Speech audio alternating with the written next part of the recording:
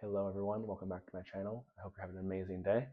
Today's video is going to be warming up the idea of attention span, how that shows up in our body. I'm going to read a couple definitions of that so we can have somewhat of a framework to go off of. And then I'm going to open up some tabs for future discussions. I think one of the ideas that we'll be working with is over the next few weeks, the idea of attention and how that trickles into our life. And then we'll kind of go from there topic to topic. There'll definitely be some overlapping as all of this is very much so interconnected, right? There's no real separation for any of this, but to build this web, this framework, we kind of got to start somewhere. And I believe attention is an excellent place to start.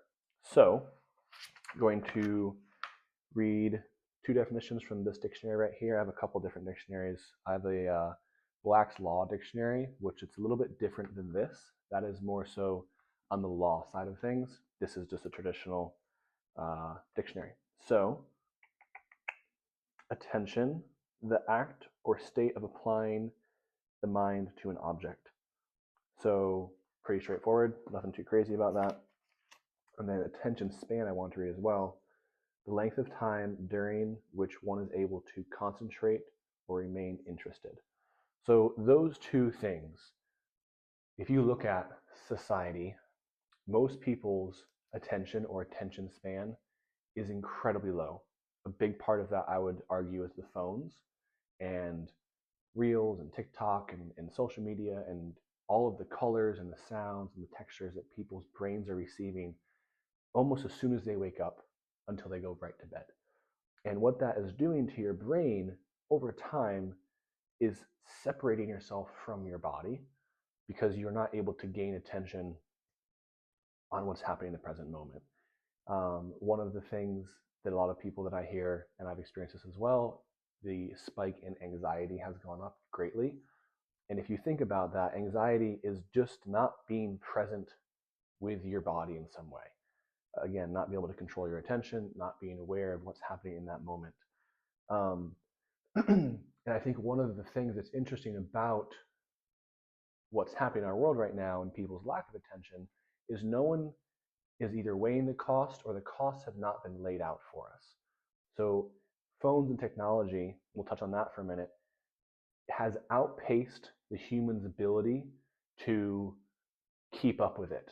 And I think we have this illusion that since we're evolving in technology, that the humans are also evolving. And that's true to a certain degree. We are on like a DNA quantum physics level. We are very much so evolving. I'm not sure you can see my cat, but he's checking this out. We are evolving, and that's really cool. However, there is there is a lag time and a realization that I think people need to have is that our brains are still slower and can't handle this much input because it's taxing our attention. It's taxing our ability to focus on one thing for more than 5 minutes. I don't remember the average attention span, but I did hear once that it's like under a minute. It's low. Like if you're trying to say make content, you have like seconds, literally like 3 to 5 seconds to grab someone's attention before they go past your video. And that's another reason why I'm making these style videos a bit longer, because I think there's this rewiring that needs to happen on the societal level when it comes to gaining back your sovereignty over your attention. Because I want to touch on a couple things of the cost of this. So if you're wanting, just for thought experiment, to have a family someday, have a business, have an impact in the world, create art, which is a whole other aspect of this, yet you can't focus on one thing for more than 2 minutes, you'll never gain momentum. You'll never gain ground on whatever area of life you're trying to attain. And realizing that there is a trade-off that has to happen. So if you want to continue to live in a world where you're constantly being fed some level of entertainment and stimulation, which is totally up to you. This is the wild part about being human. You can choose to do that. Excuse me. But then realize the cost of that, like what that's going to cost you, is future impact in some way, shape, or form. And that's really scary because I kind of stumbled upon that as I got older and starting to see society. Thankfully, out of school by the time these phones came to the mainstream, or until I at least got an iPhone. I was already done with my school.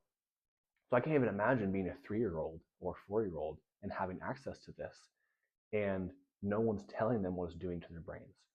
And then it trickles into, yeah, just everyday goals, right? But then there's this component on a health and a spiritual level where, say, if you are an unhealthy person, or you don't know how to even become healthy, and what foods to eat, or how to train your body, or even how to figure out what to do with your body, right?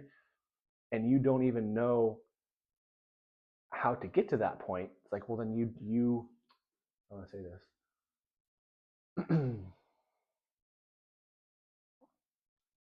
If you're trying to become a healthy individual, and yet you don't have the, again, attention span to even start to figure out that process. Now that process could be writing down your goals, working with a nutritionist, working with a coach, working with a mentor of some kind, but your brain literally can't fucking focus. That's one of the ways that it ripples into it. And then another component of this is the spiritual aspect of it. So we are, and you'll hear me say this time and time again, we are spiritual beings having a human experience. And I'm not going to be the first one to say this. You've probably heard that before. But let's just sit with that for a minute. If that is the case, if we are a spiritual being having a human experience, and your attention is split constantly, how will you be able to be in attunement, have a cohesive state of mind with your own body, and see how interconnected those two things are for you? Regardless of religion, that's a separate conversation. I'm more talking about on a spiritual level. You have instincts, you have abilities, you have ways of seeing the world that are directly correlated to your attention. And I believe the powers that be, whatever you want to name them, right? I'm not going to try to start a conspiracy theory conversation right now. But if you have a force, there's going to be an opposite one trying to pull in the other direction. So you have this spiritual, godlike power that everyone has inside of them is waiting to be activated and woken up in some way, shape, or form, different for everyone.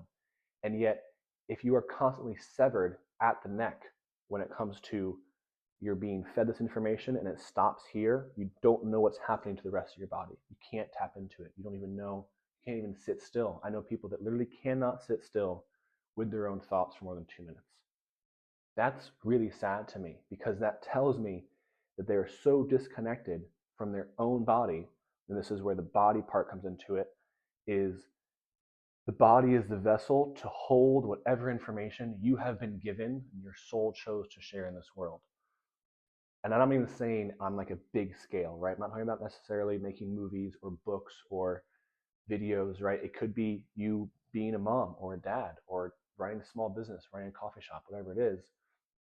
But that information, everyone is a creator. So if you can't tap into your body, like, okay, what do I want to do with this new drink at the coffee shop? Or how do I want to play with my kids this weekend? Or what kind of date do I want to take my partner out this weekend? So many people are not connected to that intelligence. And I see a big link in that chain is the lack of attention. You can't even tap into that information because you don't even know how. Because you can't sit still long enough to even ask the question and to cultivate a relationship with that part of yourself, right? One of the things I was thinking about the other day, and this clicked maybe 2 years ago for me. So growing up in a very religious home, we would have something called a quiet time, right? And anyone that grows up in the church knows what I'm talking about. You wake up, you have time with God, your Bible, maybe a journal, and it's a really beautiful time, right? Separate from what dogma you may have around it. And as I got older, it's like conceptually I get the concept and I understand why you do it, or I thought I did. And then one day I was driving to work and listening to some music, having my moment with God, and it was raining. And I was like, oh, the importance of a quiet time or some space first time in the morning and you talking to God isn't necessarily to read the Bible or whatever book you want to read or to pray per se. One of the things that I've come to realize is that period of time, the spiritual aspect of us, right, the soul inside of us, allotting some time to connect with that part of ourselves, plugging into the greater system, to God, and almost like a touch base, like you're cultivating how you communicate, right? How do you pray? What does that look like for you? What is your practice in that? How do you listen? What does that voice sound like? How does it feel in your body? So that's part of the importance of that. And it's also kind of cleaning the windshield, right? Because I was driving when this clicked for me. Clean the windshield of your day, so that when you go out, when you start your day from that point in the morning, you start your day, you have a clear mind. You're like, I've been talking to God for an hour, and so how I then operate through my day will drastically change of how I treat people, how what I might give to people, how I show up at work, how I show up with my family. And that small practice, right? Start 15 minutes, doesn't have to be very long. You start to learn that muscle of, okay, I sit down, maybe it's super awkward the first few times or the first 6 months. Like it might take a minute, right? But that's where on a spiritual level, like it's practice. It's something that you cultivate. And one last thing I'll say is the relationship between discipline and devotion. So discipline, I believe, is a huge value of mine, and it's also very, very important and vital, I would say, to the achievement and the execution of big goals that you may have in your life. And there's this really cool shift that happens where you're doing something from a disciplined mindset with that future goal in mind, where it could be maybe eating super clean, going to the gym, having a quiet time, right? Where you're showing up and you're like, I'm doing this because I'm trusting that it's going to turn into something. And then your body will hopefully start to respond well to that. And then you're going to do it out of devotion. And devotion is basically discipline with love. So you're able to do it because you're like, if I don't do this, my whole day is going to be fucked. In the sense where, yes, you can still go about your day, right? I'm not saying if you don't have your quiet time in the morning or whatever, your day is going to be awful, but you'll start to notice, and then there'll be this love you have for that practice. Like for me, I'll usually do that in the morning, and then sometimes like mid-afternoon, I'll have another like 15, 20 minutes of quiet time. And I notice if I don't do that, I'll be shorter, I might be more tired, I don't feel as connected. And that's, taking me a while to learn, again, bringing it back to attention. It takes me a while to notice, like, wait, why am I feeling irritated right now? Why am I feeling tired? Why am I feeling disconnected? It's like, oh, I haven't sat still all day.